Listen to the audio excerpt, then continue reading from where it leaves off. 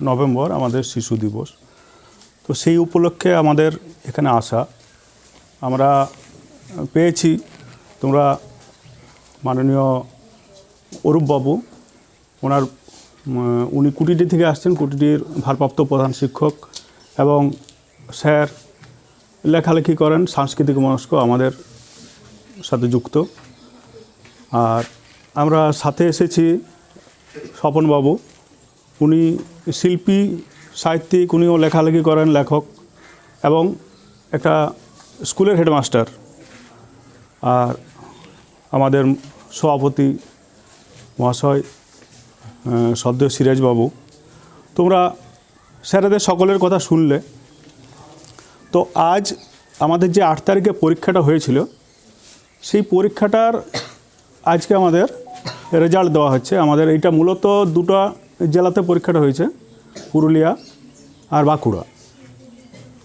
13টার মতন সেন্টার ছিল, যেমন ঝালদা হাই স্কুলে তোমরা পরীক্ষা দিয়েছিলে। 13টা সেন্টারের মধ্যে যেমন ঝালদা হাই স্কুলের আরও অনেক স্কুল আছে বা কোচিং সেন্টার আছে, সেখানে আজকে পুরস্কার বিতরণের অনুষ্ঠান হচ্ছে বা হবে। তো সেই রকম একটা হচ্ছে তোমাদের এই রামমোহন কোচিং সেন্টারের তোমরা পরীক্ষা দিয়েছো বা পড়াশোনা করছো। তো আমি এখানে প্রতি বছর এতগুলো সেন্টার থেকে আমি খুব কম জায়গায় যেতে যাই আর কি। তো ভালো লাগে এই কারণেই যে এই রামমোহন কোচিং সেন্টার তোমরা যে পড়ো, তো এইটা একটা অত্যন্ত, আমাদের অরূপবাবু বললেন যে আমাদের পুরুলিয়া জেলাটা একটা অনুন্নত জায়গা, বিশেষ করে শিক্ষার দিক থেকে অনেকটাই পিছিয়ে আছে। তো সেইটার জন্যে যে আজকে এই যে বলছিলাম, স্যার বলছিলেন আমাদের মাননীয় সভাপতিবাবু বা সিরাজবাবু, যে আজকে হচ্ছে শিশু দিবস, শিশুদের দিবস। আজকে দিনটা একটা শিশুদের একটা শপথ নেওয়ার দিন, যে আমরা আগামীর ভবিষ্যৎ আমাদেরকে কিছু করতে হবে। ভালো দেশ তৈরি করতে গেলে ভালো শিশুরাই হচ্ছে তার প্রধান কারিগর। তো এই জন্যে আমাদের সারস্বত সোসাইটির পক্ষ থেকে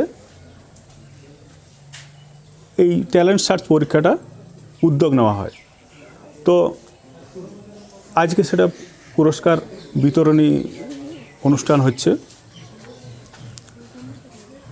তো এই রামমোহন কোচিং সেন্টারের আমার বেশ কয়েকটা জিনিস ভালো লাগে। আমরা বিভিন্ন জেলার, বাঁকুড়া বা পুরুলিয়ার যখন রেজাল্ট দেখি, খুব ভালো লাগে যে একটা প্রত্যন্ত ডিমু, ঝালদা, পুরুলিয়ার একটা জেলা ঝালদা থেকে ডিমু, এত সুন্দর রেজাল্ট হয় কী করে।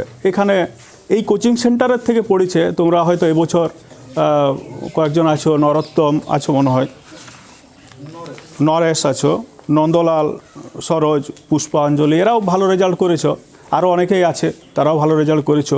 এবং এই সেন্টার থেকে পড়ে বেরিয়ে গেছে অরূপ বলে একটা তোমাদের পড়তো, সেই ছেলেটা যাদবপুরে ইঞ্জিনিয়ারিং কলেজে, মানে এইখান থেকে উঠে পড়ে যে যাদবপুরে চান্স পাওয়া, সেখান থেকে ইঞ্জিনিয়ারিং করে পড়ে এখন চাকরি করছে। তোমাদের মধ্যে থেকে মানে আগে রেজাল্ট করেছে খুব ভালো, আমার খোঁজ নিচ্ছিলাম। সোমা আছে বোধ হয়, পূজা, সোমা, এদের খুব সুন্দর, এত সুন্দর মানে রেজাল্ট আছে। পীযূষ, রুমা, তো এই সেন্টার থেকেই পড়ে এরা এখন বর্তমানে চাকরি করছে বা ভালো জায়গায় আছে।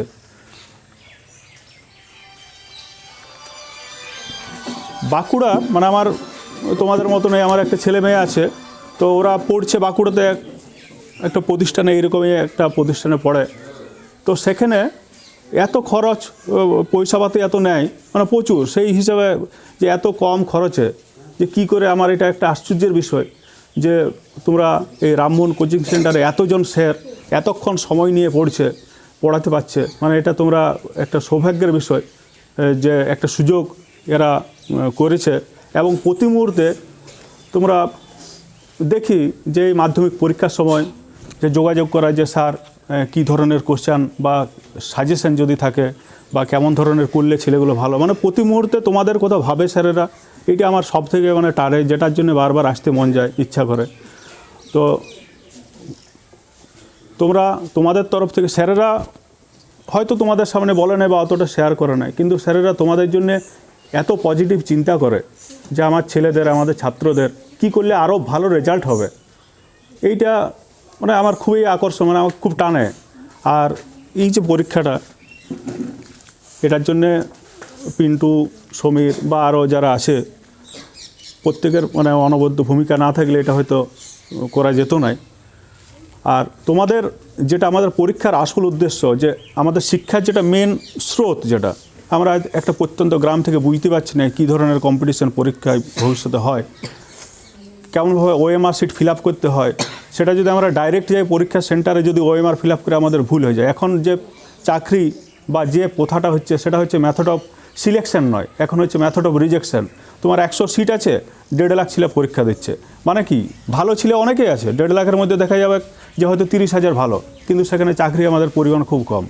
এখন ওই সিলেকশন করা হয় না। আগে যেমন কী হতো, যে বিএসসি পাস করে বসে আছে 50 বছর আগে, সেখান থেকে ডেকে নিত। আর এখন কি হচ্ছে, সবাই অনেকেই এডুকেটেড, অনেকেই সুযোগ মানে যোগ্য অনেকগুলোই। তার মানে এখন মেথডটা হচ্ছে তোমার মেথড অফ রিজেকশন, আগে বাদ দাও। আর্মিতে যখন যায় তখন দেখবে যে দৌড়তে 5 মিনিটে মাঠ অনেকেই কমপ্লিট করতে পারে, এখন কিন্তু 5 মিনিটে মাঠ কমপ্লিট করলে পাস নয়। দেখা যাবে যে প্রথম আমি 50 জনকে নেব, 500 জন মাঠ কমপ্লিট করে দেবো, 50 জন পেরিয়ে গেলে ওরা দড়িটা ধরে টেনে দেয়, মানে মেথড অফ রিজেকশন পদ্ধতিতে যায়। সুতরাং এই যে ওএমআর সিট ফিল আপ, তারপরে মেন্টাল অ্যাবিলিটি, জিকে, কুইজ, পাঠ্য বই তো পাঠ্যসূচি এগুলো আছে তোমরা দিচ্ছ।